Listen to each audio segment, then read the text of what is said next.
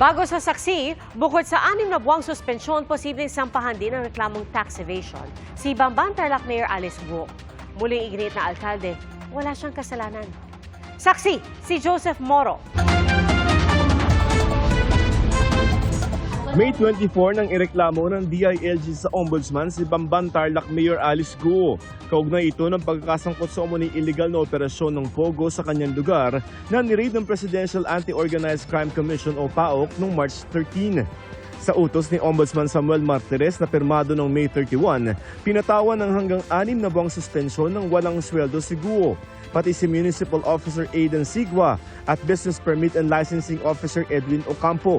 Sabi ng Ombudsman, may malakas na ebidensya na nagpapakita ng guilt o pananagutan na maaaring dahilan para matanggal sila sa opisina at ang pananatili nila sa pwesto ay maaaring makaapekto sa investigasyong gagawin sa kanila.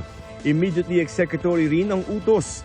Ipinataw ng Ombudsman ang preventive suspension laban kay Mayor Guo at 2 iba pa para hindi nila maimpluwensyahan ang gagawing investigasyon ng Ombudsman sa reklamong inihain laban sa kanila ng DILG. Naghain ng reklamong administratibo ang DILG sa Ombudsman dahil sa umunoy pagpayag sa illegal na POGO operation ng Hong Seng at Sun Yuan sa lupa ng Baofu Land Development Incorporated kung saan presidente si Guo. Si Guo raw ang nag-apply ng clearance para magtayo ng mga building ng Baofu at mag-imbita ng mga negosyante roon noong 2019. Nung hindi pa mayor si Guo, siya rin daw ang humarap para sa Baofu para humingi ng letter of no objection sa Sangguniang Bayan. May 50% share din daw itong stock sa kumpanya, bagaman sabi ni Guo ay ibinenta na niya ang mga ito nang manalo siyang mayor noong 2022. Pero sabi ng DILG, palabas lamang o simulated ang pagbebenta ng shares ni Guo at may mga shares pa rin ito sa Baofu. Matapos maging mayor, si Guo raw ang nagbigay ng business permit sa operasyon ng POGO ng Hong Seng kahit kansilado na ang lisensya nito at sa pamalit itong kumpanya na Sun Yuan. Kahit daw may cease and desist order ang PAGCOR laban sa Sun Yuan, hindi pa rin kinansela ang business permit nito. Sabit si Ocampo sa reklamo dahil sa pag-i-issue ng permit sa Sun Yuan kahit hindi ito kompleto ng dokumento.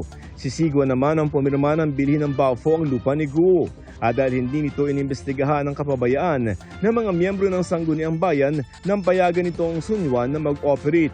Git ng DILG na bigo si Guo na masiguro na nagawa ng maayos ni Ocampo at Sigua ang kanilang trabaho tungkol sa pagtupad sa requirements ng Sun Yuan. Sabi ni Senator Risa Ontiveros sa chairperson ng komite nag-iimbestiga kay Guo sa Senado, nararapat lamang na suspindihin ng alkalde. Sana lamang daw ay hindi pa huli ang lahat dahil may impormasyon sila na hinaharang ni Guo ang investigasyon matapos ang raid sa POGO sa Bamban. Malinaw daw na may koneksyon si Guo sa POGO na hinihinalang sangkot din daw sa hacking at paniniktik. Sabi naman ni Guo sa isang Facebook post, tinatanggap niya ang suspensyon. Handa rin daw siya makipagtulungan para masigurong katotohanan at hustisya. Pagkakataon na rin anya ito para linawin ang mga paratang laban sa kanya. Huling giit ng alkalde, wala siyang kasalanan at tapat daw siyang nagsisilbi. Patuloy din daw niyang ipagtatanggol ang kanyang integridad at pagkatao.